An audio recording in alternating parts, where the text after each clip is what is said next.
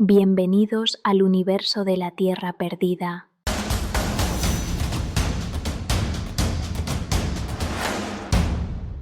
Este compendio pertenece al Gran Archivo Central Olimpiano, bajo mi custodia. Soy Temis, guardiana de la memoria y rectora de la verdad, en este año 15.492 del calendario terrestre.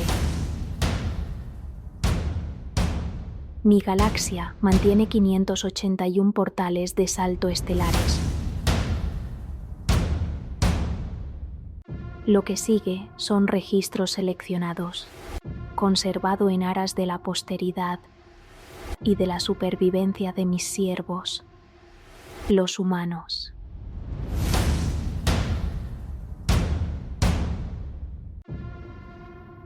Atención. Los archivos de la Tierra Perdida han sido clasificados en dos categorías. Primera categoría: archivos narrativos históricos. Contienen el origen, el trasfondo y la evolución de este universo. Este archivo pertenece a esta categoría. Segunda categoría: audiorelatos cinematográficos.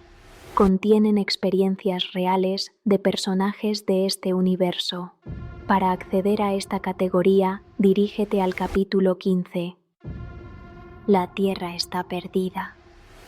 Descúbrela en tierraperdida.com. Abriendo Archivo Central Olimpiano, iniciando recuperación de memoria histórica, accediendo al archivo solicitado, procediendo a la apertura del registro.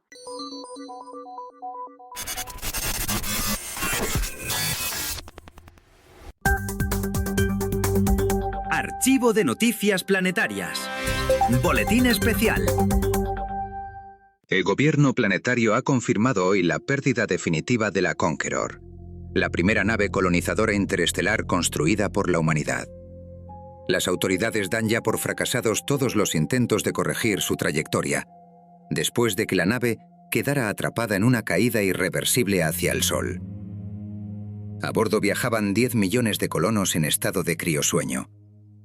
La desaparición de la Conqueror supone el mayor desastre de la historia de la expansión humana y deja en suspenso, por ahora, el programa de colonización interestelar. En la Tierra, Marte y los principales enclaves del Sistema Solar se han decretado actos de luto en memoria de quienes partieron hacia las estrellas y no regresarán.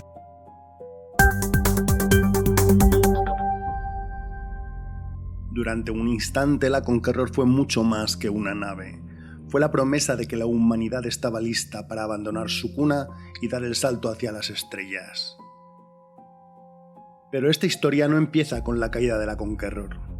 Empieza mucho antes. Para entender cómo llegamos hasta aquí, hay que volver al origen, hay que volver a la Tierra.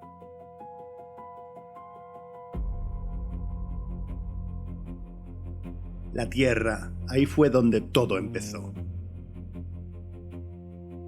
A comienzos del siglo XXI empezaron a ponerse en marcha las fuerzas que transformarían para siempre la historia de la humanidad.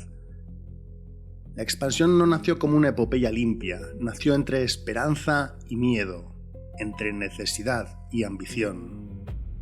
Y si queremos entender la tragedia de la Conqueror, ahí es donde tenemos que mirar primero.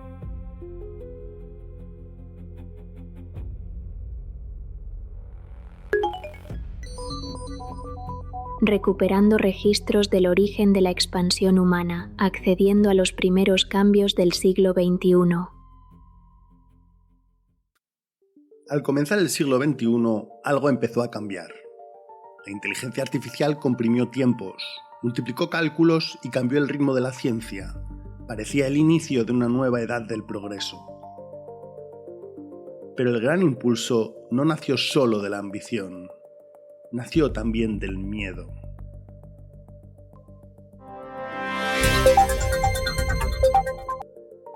En las últimas horas, la preocupación ha dejado paso al miedo en buena parte del planeta. La propagación del nuevo virus alcanza ya a todos los continentes y mantiene al límite a sistemas sanitarios que, en muchos países, han empezado a ceder bajo la presión de los contagios. hospitales desbordados, restricciones de emergencia, ciudades paralizadas y una creciente sensación de descontrol dibujan una crisis que ya no es solo médica, sino también social y política. Organismos internacionales admiten que la combinación de mortalidad elevada y transmisión acelerada ha empujado a varios gobiernos a una situación crítica, con episodios de caos, desobediencia civil y serias dificultades para sostener el orden público. Mientras tanto, laboratorios, empresas biotecnológicas y centros de investigación de todo el mundo trabajan contrarreloj para encontrar una cura que permita contener el colapso. La gran incógnita a esta hora es si la respuesta científica llegará antes de que la crisis entre en una fase irreversible.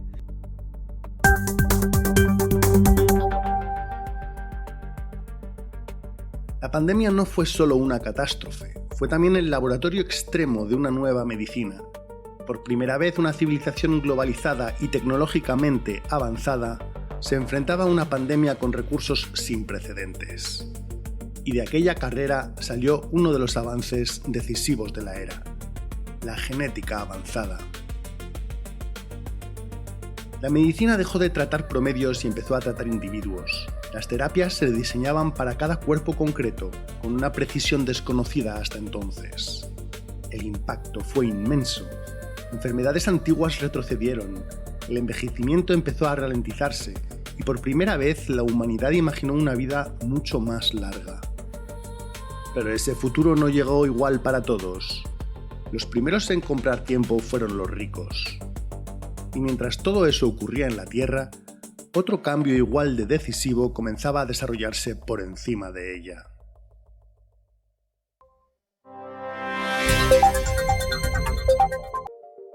Tras meses de travesía interplanetaria y múltiples desafíos técnicos durante el viaje, la primera misión tripulada destinada a establecer presencia humana permanente en Marte ha alcanzado con éxito su destino. Fuentes oficiales confirman que la base marciana, preparada previamente por sistemas automatizados y unidades robóticas, ya se encuentra operativa para recibir a la tripulación y sostener las primeras fases del asentamiento.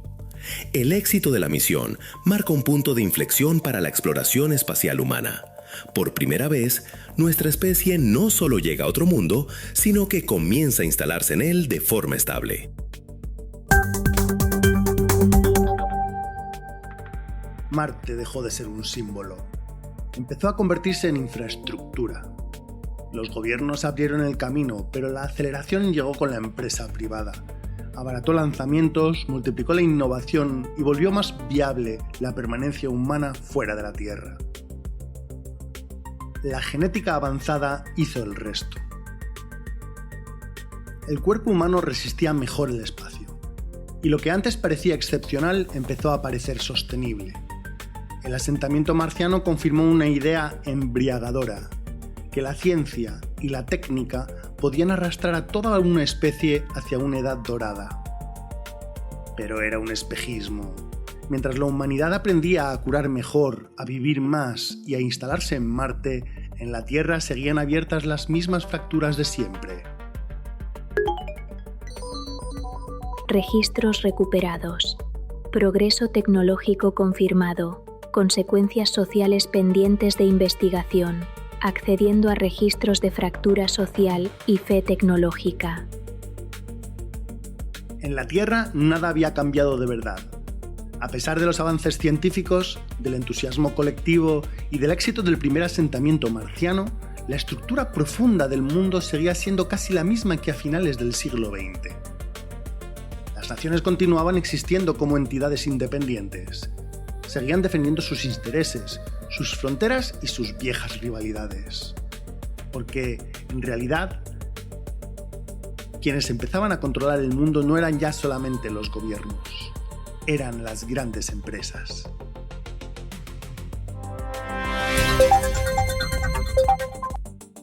Les hablo desde el Distrito Financiero, donde la sensación a esta hora es clara. El poder ya no se concentra solo en los gobiernos. Las grandes corporaciones han reforzado su control sobre sectores estratégicos de la economía mundial, desde la energía y la biotecnología hasta las redes de transporte, la comunicación y el abastecimiento. Según analistas internacionales, su influencia sobre mercados, finanzas y decisiones públicas no tiene precedente reciente, mientras muchos estados ven reducirse su margen real de maniobra. Pero el cambio más profundo no está solo en el tamaño de esas empresas, sino en la dependencia que están generando a su alrededor. Gobiernos cada vez más débiles, servicios esenciales en manos privadas y una desigualdad creciente están alterando el equilibrio clásico entre poder político y poder económico a una velocidad desconocida. La gran duda a partir de ahora es quién gobierna de verdad cuando los estados aún conservan la autoridad formal, pero ya no controlan los resortes decisivos del sistema.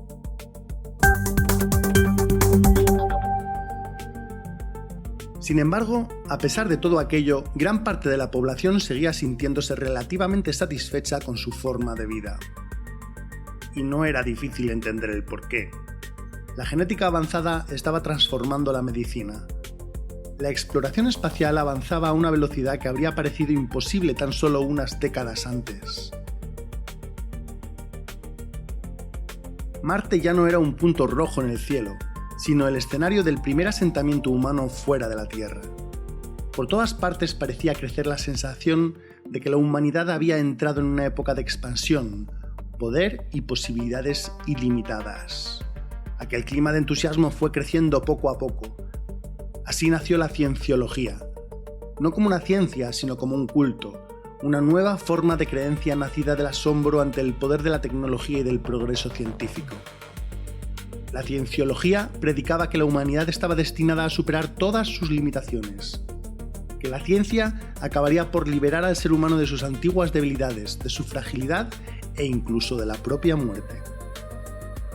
Y fueron muchos los que se adhirieron a aquella fe. No era difícil hacerlo.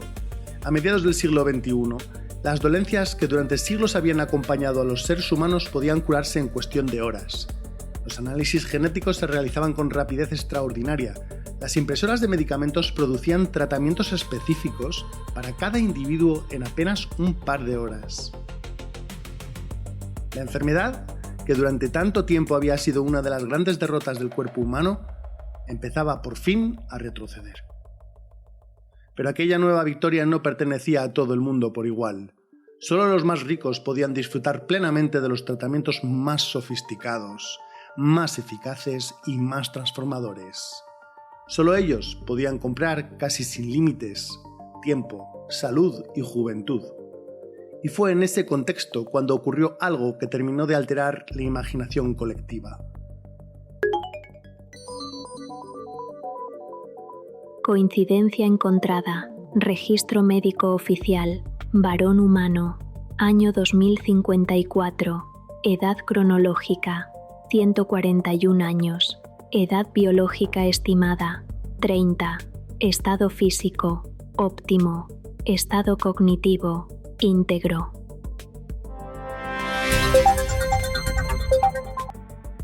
Vamos con una cifra que ha hecho saltar todas las alarmas del mundo científico.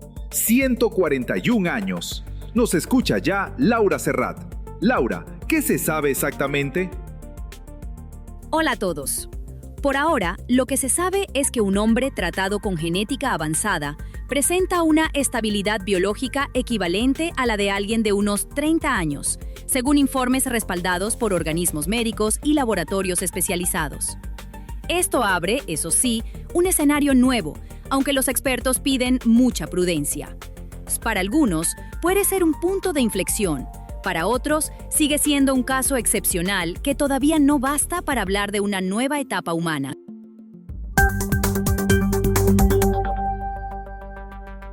Para una parte enorme de la población, aquello parecía la confirmación definitiva de que el ser humano había vencido, por fin, a la muerte.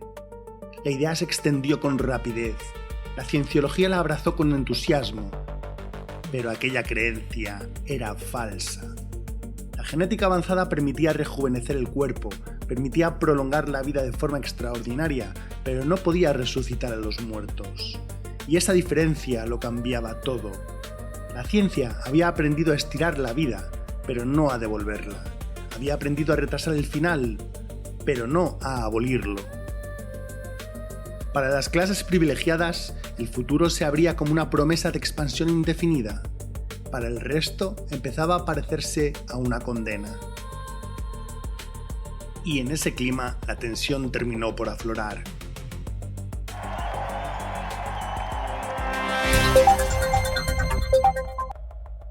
Les habla Marty Martín desde Buenos Aires. A esta hora en varias ciudades del planeta, la imagen es la misma. Calles tensas, protestas crecientes y fuerzas de seguridad desplegadas. Se multiplican los disturbios mientras aumenta la fractura entre gobiernos debilitados, élites enriquecidas y una población que siente que el progreso ya no le pertenece. Lo que parecía un malestar disperso empieza a tomar forma de crisis.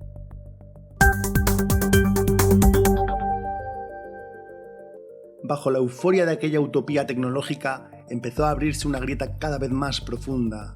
Y fue justo entonces cuando esa fractura empezaba a hacerse visible, cuando apareció una amenaza capaz de eclipsar todas las demás. Cruce causal detectado, fragmentación social y amenaza externa, recuperando archivo de impacto potencial, Anubis, accediendo a los registros del evento Anubis. No fue una guerra, ni una revolución, ni una pandemia.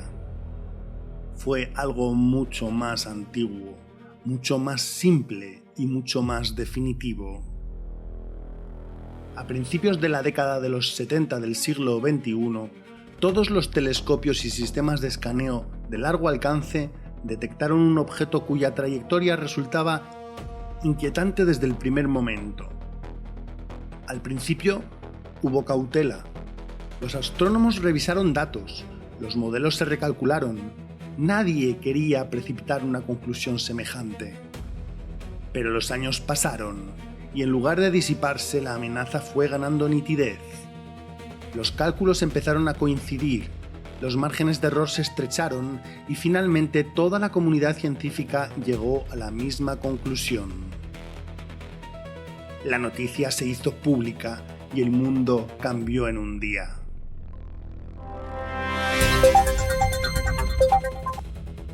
Les habla Daniel Orlov desde el Observatorio Orbital de Palma. La comunidad científica internacional confirma ya lo que durante años se resistió a pronunciar en voz alta. El objeto detectado mantiene una trayectoria de colisión directa con la Tierra.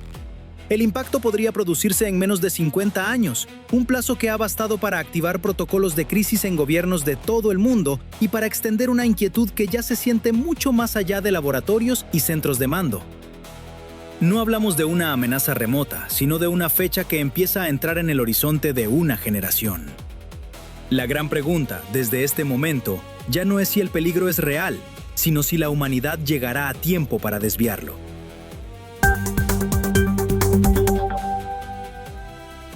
La reacción inicial fue de pánico absoluto. La economía tembló, los gobiernos vacilaron, la población entró en un estado de ansiedad masiva, y en todas partes comenzó a extenderse la misma pregunta. Si la Tierra iba a morir, ¿qué podía hacer la humanidad para sobrevivir? Durante un tiempo nadie tuvo una respuesta clara, pero el miedo tiene una cualidad que pocas fuerzas poseen. Obliga a colaborar incluso a quienes jamás habrían querido hacerlo. Así fue como, en el año 2075, se celebró la Cumbre de Pekín. Allí se reunieron los gobiernos de las naciones más poderosas del planeta, junto con las empresas privadas más influyentes del planeta Tierra. No acudieron motivos por idealismo ni por generosidad histórica, acudieron porque ya no existía ninguna otra salida razonable. El objetivo era tan simple como brutal: poner en marcha los mecanismos necesarios para que la humanidad sobreviviera. Fue ahí donde el meteorito recibió el nombre con el que pasaría a la historia. Anubis, como el dios egipcio de la muerte.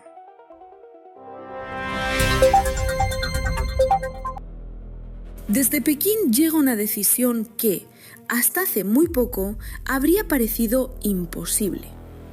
Las naciones de la Tierra han acordado la creación de un organismo central planetario para coordinar la respuesta común frente a Anubis, la amenaza de extinción que se aproxima sobre el planeta.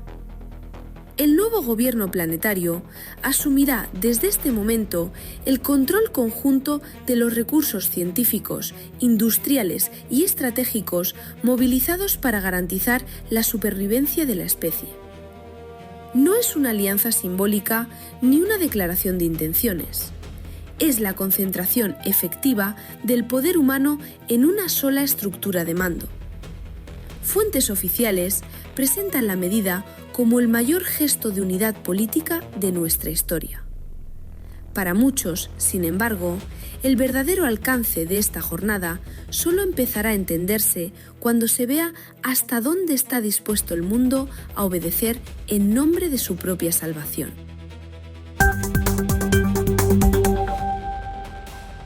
Pero un gobierno, por sí solo, no bastaba para mover a miles de millones de personas.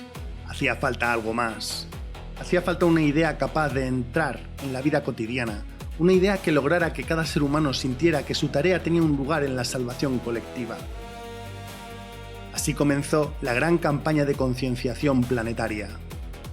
El mensaje se redujo con el tiempo a una fórmula imposible de olvidar. ¡Unidos o extinguidos! La consigna funcionó, no porque eliminara el miedo, sino porque le dio una dirección. El pánico cedió paso a una disciplina nueva. Y esa unificación empezó a producir resultados.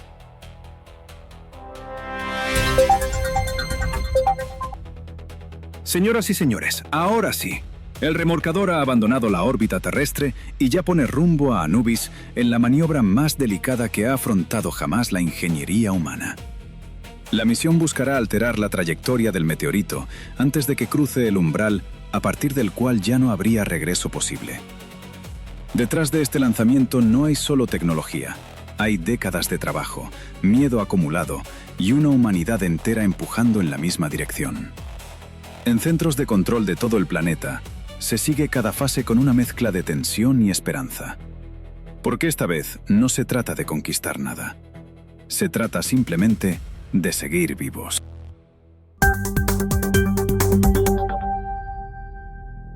El remolcador inició su viaje hacia Anubis.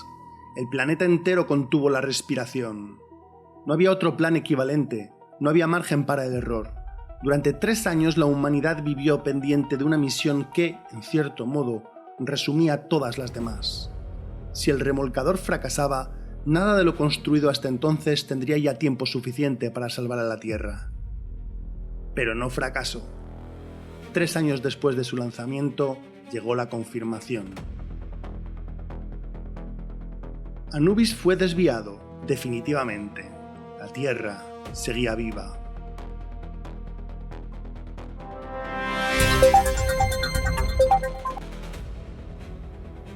Este 12 de agosto de 2095, la humanidad acaba de confirmar el mayor triunfo tecnológico de su historia. La misión Remolcador ha logrado desviar con éxito la trayectoria de Anubis y alejar de forma definitiva la amenaza de impacto contra la Tierra. Se cierra así una espera de décadas, marcada por el miedo, la movilización global y la sensación de estar mirando cada día hacia un final posible. Y la reacción a esta hora ya se nota en todo el planeta. Y es que seguimos aquí.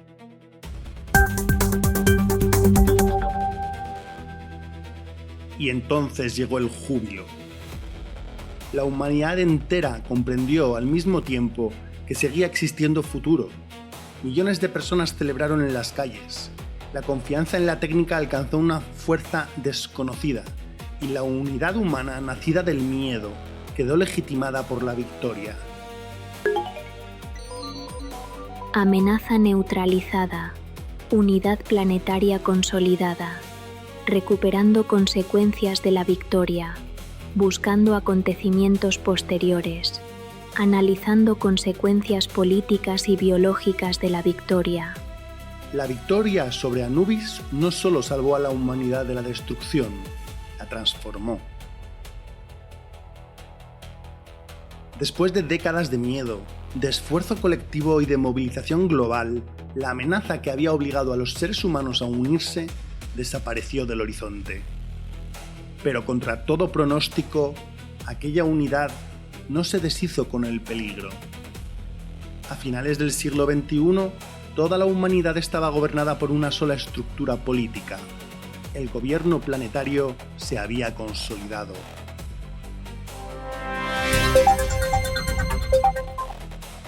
Vámonos a Moscú, porque una cosa es anunciarlo y otra ver cómo empieza a sentarse de verdad. Está allí nuestra corresponsal Clara Vidal. Clara, ¿qué cambia a partir de hoy? Hola, Roberto. Lo que nació como respuesta de emergencia empieza a quedarse. El gobierno planetario se consolida como autoridad permanente de la Tierra, mientras la soberanía de las antiguas naciones cede paso a una estructura central legitimada por la victoria. Entonces, ¿ya no hablamos de una solución provisional? Efectivamente, hablamos de un cambio de era. Por primera vez, la humanidad empieza a organizarse bajo un único poder político y social.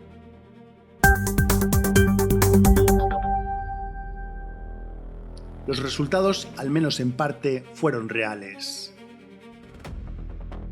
Bajo la administración del gobierno planetario, las antiguas desigualdades entre regiones comenzaron a corregirse. El mapa histórico de la Tierra, marcado durante siglos por países ricos y países pobres, empezó a difuminarse. Las regiones más desfavorecidas recibieron inversiones masivas, se reforzaron infraestructuras, se redistribuyeron recursos. Y mientras todo eso ocurría, en la superficie política y social del mundo, la genética avanzada seguía progresando. Lo que al principio había sido un privilegio de las élites comenzó a extenderse al conjunto de la población. Los tratamientos se abarataron, la producción se volvió más eficiente, y poco a poco la genética avanzada dejó de ser un lujo exclusivo para convertirse en una herramienta generalizada de la civilización humana. Cada vez más personas accedían a terapias personalizadas, cada vez más enfermedades quedaban fuera de combate. Parecía, por fin, que la gran promesa del progreso empezaba a cumplirse para todos. Pero fue precisamente entonces, cuando la confianza parecía más firme que nunca, cuando llegó el golpe. A principios del siglo XXII murió el hombre que durante décadas había sido presentado como el primer inmortal de la humanidad. Sujeto. Primer inmortal reconocido. Edad cronológica al fallecimiento, 194 años. Edad biológica aparente, aproximadamente 30 años. Anomalías orgánicas no detectadas. Causa de muerte indeterminada. Naturaleza del fallecimiento natural. La muerte del llamado primer inmortal ha reabierto un debate que muchos creían cerrado. La comunidad médica pide prudencia, pero el golpe simbólico ya se siente en todo el planeta.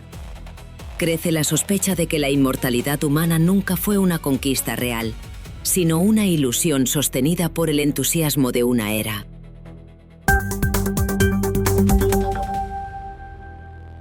La cienciología moderna que tanto había proclamado el poder absoluto de la ciencia sobre el destino humano no pudo ofrecer una respuesta convincente.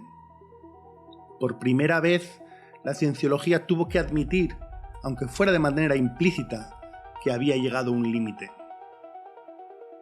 Que la ciencia podía curar, rejuvenecer y prolongar la vida hasta extremos nunca vistos, pero no podía abolir la muerte.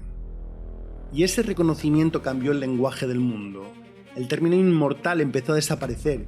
La humanidad dejó de hablar de inmortalidad, volvió a hablar simplemente de longevidad, porque esa era la verdad. La ciencia había aprendido a alargar la vida de manera extraordinaria, pero no había aprendido a hacer eterno al ser humano.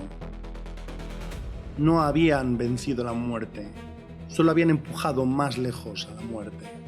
Y esa diferencia se volvió central. Porque al desaparecer la ilusión de la inmortalidad perfecta, la humanidad tuvo que enfrentarse otra vez a una verdad antigua y dura. Los humanos seguían siendo capaces de hazañas inmensas, pero seguían siendo mortales. La edad de la unidad humana continuó, el gobierno planetario siguió fortaleciéndose, la genética avanzada siguió extendiéndose a una escala sin precedentes, pero el viejo sueño había sido corregido. No se trataba de una especie inmortal, se trataba de una especie radicalmente longeva.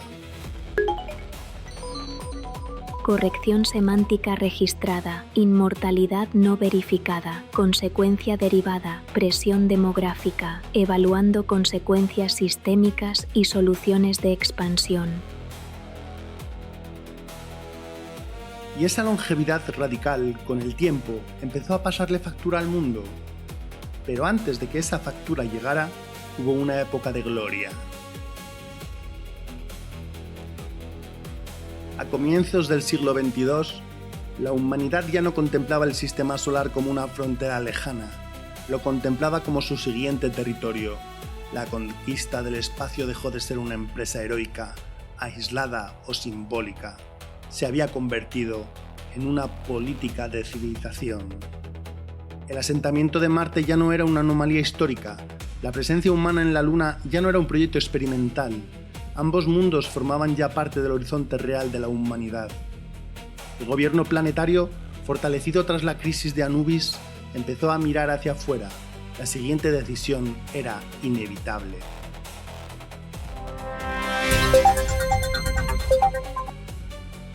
Les habla Alex Soler. El gobierno planetario ha anunciado hoy el arranque de una nueva fase de expansión humana en el sistema solar.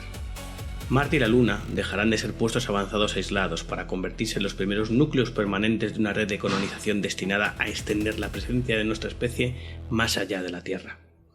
Fuentes oficiales presentan el programa como el mayor esfuerzo de organización, producción y proyección civilizatoria jamás emprendido por la humanidad. La expansión deja de ser así una promesa lejana. Empieza a tomar forma de un proyecto estable.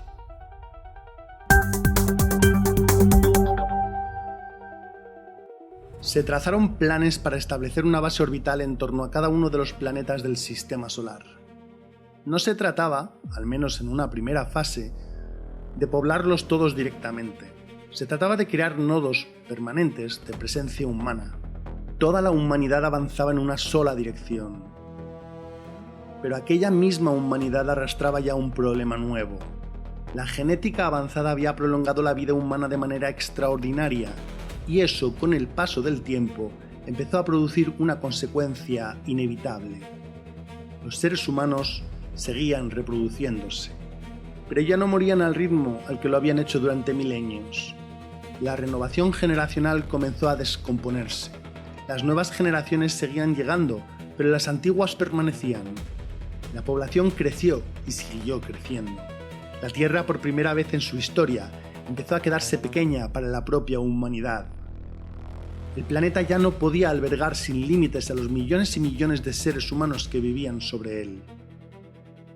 Ante aquella situación, el gobierno planetario se vio obligado a intervenir. La primera medida fue la más inmediata y también la más dolorosa.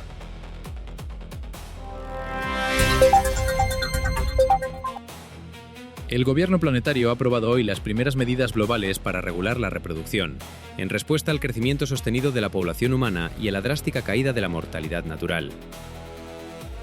Las autoridades admiten que es una decisión dolorosa, pero insisten en que la consideran necesaria. Se abre así una etapa inédita. La continuidad de nuestra especie ya no depende solo de la vida, sino también de cómo se administre.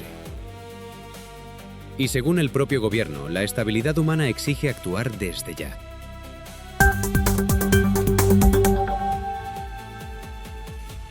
La segunda medida fue todavía más ambiciosa. Todas las grandes industrias del planeta comenzaron a ser deslocalizadas. El objetivo era doble: liberar espacio habitable y transformar el propio planeta. Las antiguas zonas industriales debían reconvertirse en áreas aptas para la vida, y de forma paralela se puso en marcha un vasto proceso de recuperación ecológica. La Tierra ya no podía seguir siendo solo el centro administrativo y demográfico de la civilización humana. Debía convertirse también en su santuario. Aquel programa cambió también la idea misma de la Tierra. Fue el proyecto Gaia. La tercera medida consistió en acelerar la redistribución humana fuera del planeta. Ya no bastaba con investigar otros mundos, había que habitarlos, y entre todos los destinos posibles, uno destacaba por encima de los demás: Marte. No era el destino más cómodo, no era el destino más fácil, pero sí era el más viable. Marte dejaba de ser únicamente el primer gran éxito de la expansión humana y pasaba a convertirse en una válvula de alivio para la presión demográfica de la Tierra.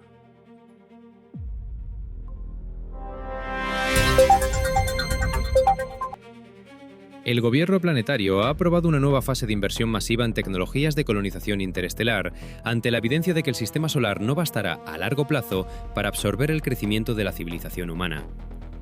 Lo que durante siglos fue una fantasía especulativa empieza ahora a definirse como programa real: prepararnos para abandonar algún día el sistema solar.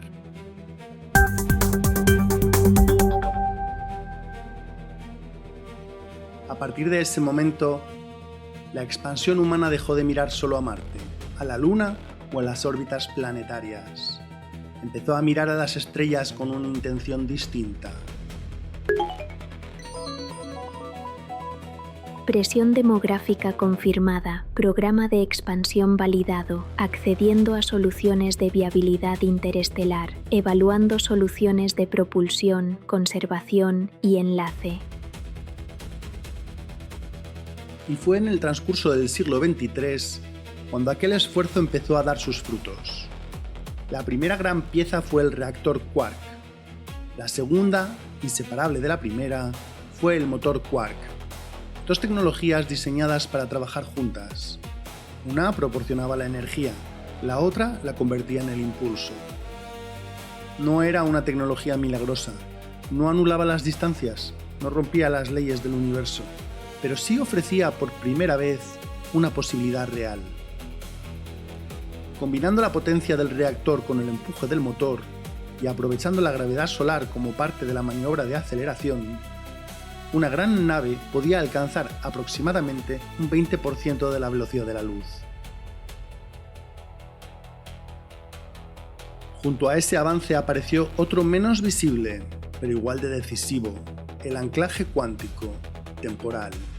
Se trata de un sistema capaz de mantener a la nave y a la Tierra sincronizadas dentro de una misma referencia temporal, evitando que la velocidad y la aceleración abrieran una diferencia de tiempo entre quienes viajaban y quienes permanecían en el sistema solar. Durante siglos, la distancia entre las estrellas había sido algo más que una dificultad técnica, había sido una condena física. Sin embargo, aquello seguía sin ser suficiente, porque incluso a 20% de la velocidad de la luz, las estrellas continuaban estando muy lejos. Un viaje interestelar seguía siendo aún así un viaje lento, demasiado lento para una tripulación despierta, demasiado largo para una misión convencional. La solución no apareció con un solo invento. Fue la combinación de varios. La genética avanzada había permitido fortalecer el cuerpo humano, prolongar su vida, mejorar su resistencia. Y el desarrollo de la criogenización abrió algo todavía más poderoso: la posibilidad de conservar a los colonos en estado de sueño profundo durante trayectos larguísimos. La velocidad seguía siendo limitada, pero el ser humano empezaba a aprender a dormir a través de las distancias. Una nave colonizadora ya no tenía por qué transportar a sus pasajeros como una ciudad despierta, podía hacerlo como una semilla dormida. Miles, cientos de miles, millones de personas podían ser preparadas para el viaje en estado de suspensión, preservadas durante años y despertadas únicamente al llegar a su destino.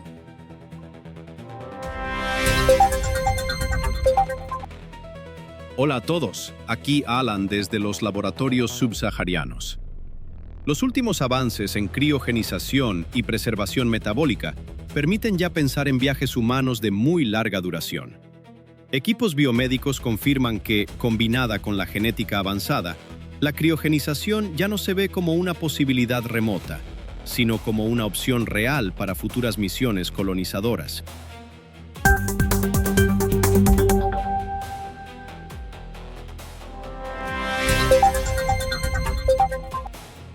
Las encuestas consolidadas en la Tierra, Marte y la Luna muestran una disposición social inesperadamente alta hacia la participación en programas de colonización interestelar. Lejos de generar rechazo mayoritario, la idea de embarcarse en una misión de este tipo es percibida por millones de personas como un privilegio histórico, una garantía de continuidad para la especie y una forma de formar parte del mayor proyecto jamás concebido por la humanidad.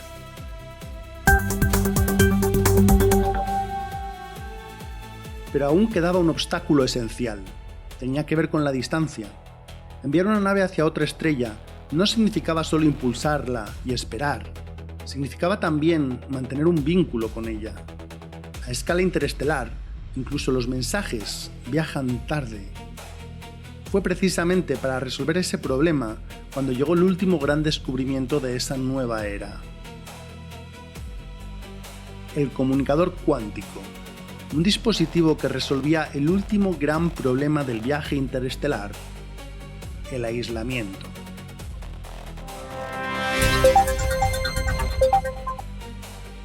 Vamos ahora con un avance que puede cambiar por completo el programa interestelar humano. Sí, disculpen, el pequeño retraso en la conexión. Efectivamente, el comunicador cuántico ha sido presentado hoy como una tecnología capaz de mantener contacto instantáneo entre dos puntos, sin importar la distancia. La condición, según los expertos, es que ambos extremos del sistema sean ensamblados juntos antes de separarse. A partir de ahí, pueden alejarse sin perder el enlace. Entonces, si lo he entendido bien, esto significa que una misión enviada a otra estrella ya no tendrá por qué quedar incomunicada durante el trayecto. ¿Podría seguir transmitiendo datos, recibiendo instrucciones y formando parte de la red del mando terrestre? Eso es, John. Los expertos consultados consideran que este avance elimina la principal barrera operativa de la expansión interestelar, el aislamiento total de la nave. En otras palabras, el viaje deja de ser solo posible y pasa a ser gobernable. Y no solo eso, cuando esta tecnología entre en servicio, las comunicaciones con Marte podrán volverse instantáneas.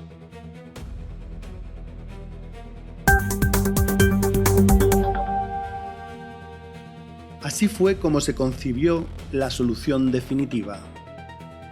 Por primera vez, la idea de enviar una nave colonizadora humana más allá del sistema solar dejaba de pertenecer solo al terreno del deseo, de la imaginación. Ahora se podía diseñar, se podía planificar, se podía construir. Condiciones de viabilidad confirmadas. Reactor quark, criogenización y enlace cuántico operativos. Recuperando secuencia de lanzamiento.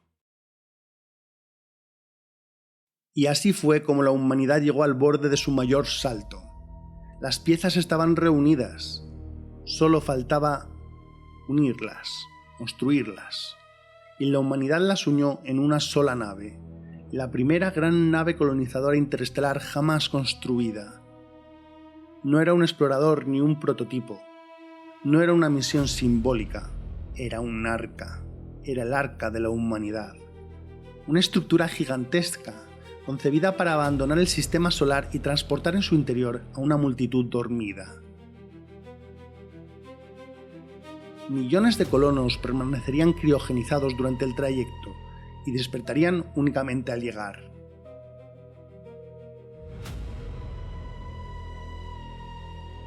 La nave fue concebida para gobernarse a sí misma. Su operación ordinaria estaría en manos de una inteligencia artificial, pero no viajaría sola. Gracias al comunicador cuántico, la nave mantendría esa comunicación instantánea con la Tierra. Y aquella nave recibió un nombre: Conqueror.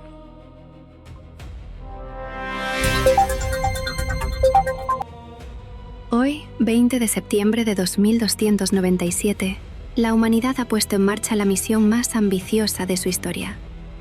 La nave colonizadora interestelar Conqueror, construida para transportar a millones de colonos dormidos hacia otro sistema solar, ha iniciado la secuencia de lanzamiento tras décadas de preparación científica, industrial y política. Fuentes oficiales describen el momento como el principio operativo de la expansión humana más allá de su sistema natal.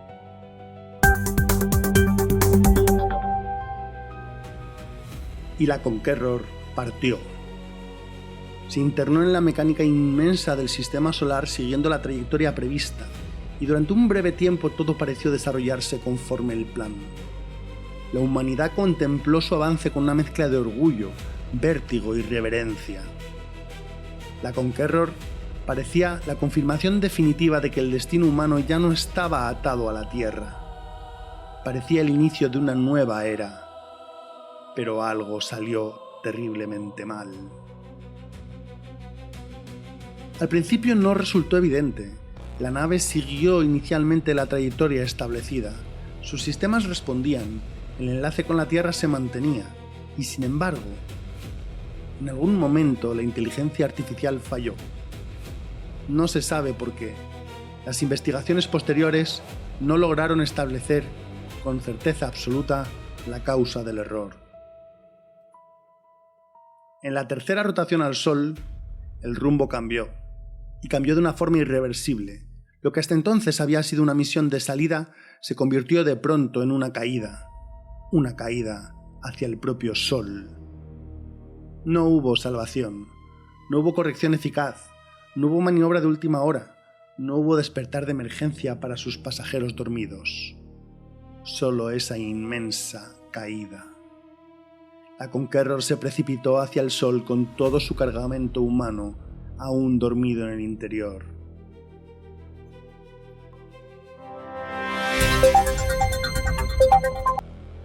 Fuentes oficiales confirman que han fracasado todos los intentos de corregir la trayectoria de la Conqueror. La primera nave colonizadora interestelar de nuestra historia ha sido dada por pérdida junto con sus 10 millones de colonos, arrastrados irremediablemente hacia el Sol. El gobierno planetario ha decretado luto global.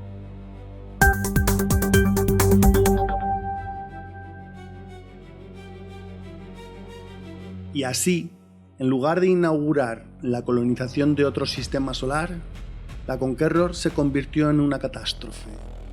El golpe fue inmenso. La Conqueror no era solo una estructura destruida, era una esperanza destruida. Todo lo que parecía inevitable volvió a parecer frágil. Y el sueño interestelar, que había parecido tan próximo, quedó cubierto por la sombra del fracaso. Fue un desastre, pero no fue el final. Analizando consecuencias directas de la catástrofe. La humanidad no había perdido solo la nave, había perdido la fe ciega en la autonomía de sus máquinas. Y de esa pérdida nació una pregunta nueva. Si las futuras arcas colonizadoras no podían depender por completo de inteligencias artificiales, ¿quién velaría por los millones de seres humanos dormidos en su interior durante el viaje entre las estrellas? La respuesta empezó a tomar forma en la figura de una mujer llamada Irina Mendeleev. Y, aunque contaba ya con 120 años de vida, pertenecía todavía a esa nueva juventud prolongada que la genética avanzada había hecho posible. Era una de las científicas más brillantes y prometedoras de su tiempo.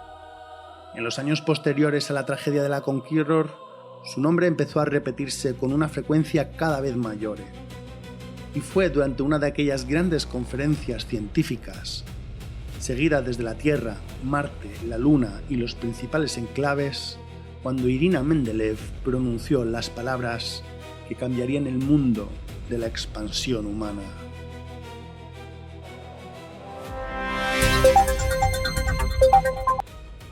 Desde el Congreso Internacional de Navegación y Continuidad Humana, la doctora Irina Mendeleev ha presentado hoy las conclusiones preliminares derivadas de la tragedia de la Conqueror.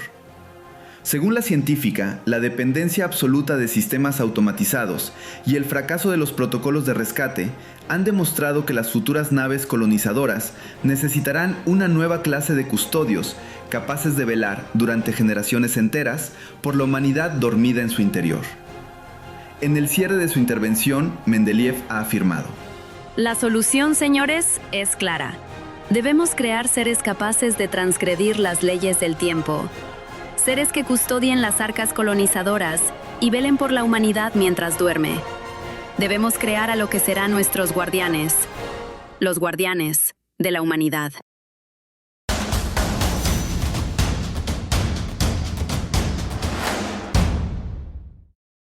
El presente registro queda cerrado. La caída de la Conqueror no fue el final del impulso humano hacia las estrellas. Fue tan solo la primera herida de esa conquista. En el siguiente archivo se detallará cómo la humanidad, una vez más, persistió y cómo, después del desastre, logró lanzar 3 naves colonizadoras con éxito. El universo de la Tierra perdida nace de los descendientes de esas 3 naves colonizadoras.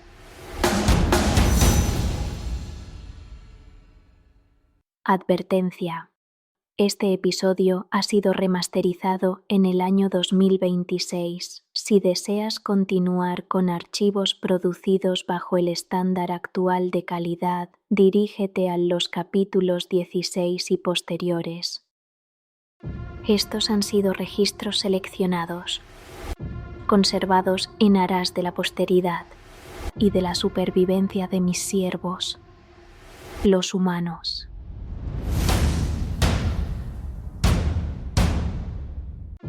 La Tierra está perdida.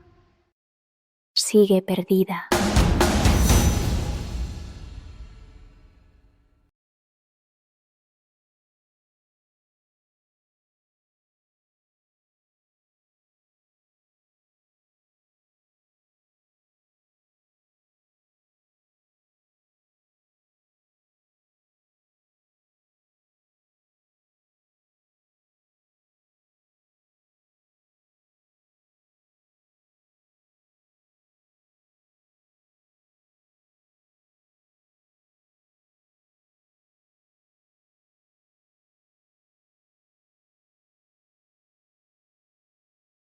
Registro de atribuciones musicales, Hércules, de Grégoire Lourme.